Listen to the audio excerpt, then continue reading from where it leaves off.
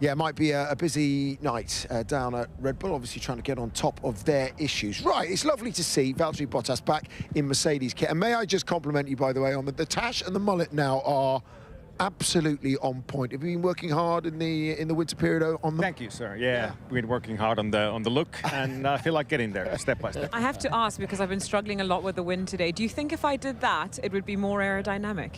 I think there's a slight aero benefit. Okay. You know, I ride my bicycle quite a lot, and since I had the mullet, my average speed has gone up. Okay. Yeah. Fantastic. We'll need to consider this, guys. We all should of us. consider it. I mean, if I could get one, I'd try. But yeah, how are you for a start? And how is it? I know it must be frustrating, bearing in mind you know what it's like to drive a Mercedes, to have the watching brief, at least for this year. Have you got your eyes on Cadillac or anywhere else, do you think? I'm good, of course, yeah. I always knew it's going to be a different role, different feeling being at the race week. It's not non-racing, but I think it's still, for me, the best thing to do is to be part of a good team. It's nice to be part of a good brand and be around and still keep up to date what's happening in Formula One, as it is a sport that evolves so quickly within 1 year. But I would love to be racing. That's the goal ultimately. Whatever opportunities there may be, you know, of course, I'll be looking around. Yeah, you just said you would love to be racing. That's understandable.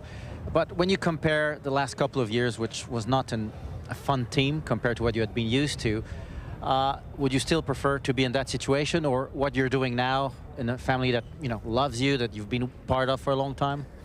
I feel like sometimes things happen for a reason. You know, I think I'm in a good place at the moment here, and you know, as there were no seats for next year, I really think I'm in a good place. But yeah, of course, need to consider if there will be opportunities. What are the opportunities? What are the realistic targets? And what makes sense for me. So yeah, those things I need to evaluate if and things will open. Well, we understand this is not the ultimate situation, because drivers always want to have a steering wheel in their hands. We get that, Vallteri. But does it feel like somewhat of a safe spot to land? It's a team that you know very, very well.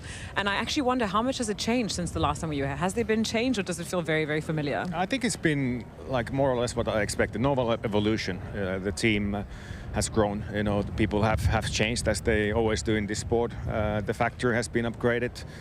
It's a strong team, and I think they've shown that they made progress, at least so far this season, from last year. And mentality is still the same. We still have Toto as a leader, and he hates losing. So that's a good thing to see, that hunger for the win hasn't disappeared at all. Fantastic. Well, how do you keep your racing shape in place? That's the main thing, because, you know, there's driving, there's being part of a team, there's a lot that is being part of an F1 driver, but the racing spirit, the mojo, let's say, how you keep that alive if you come back?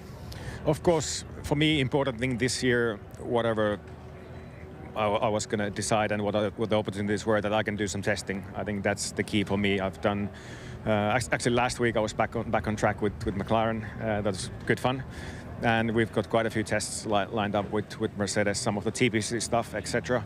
So for now, I'll see if that is enough. If I feel like that's not enough to keep that racing fitness and shape, then I got to look at doing one-off races, but so far so good. Good memories, though, obviously, of Suzuka. You've won here in the past. Was it 2019, I think it was? I was just actually trying to understand, what are your memories from this day? And tell us what it's like to drive and win around Suzuka. Amazing win. I think if you can win Japanese Grand Prix in your career, you're pretty lucky, and really proud to say that I was able to do that in 19. It was one of my best race starts, I think. I started P3, got in the lead, and just a really clean race.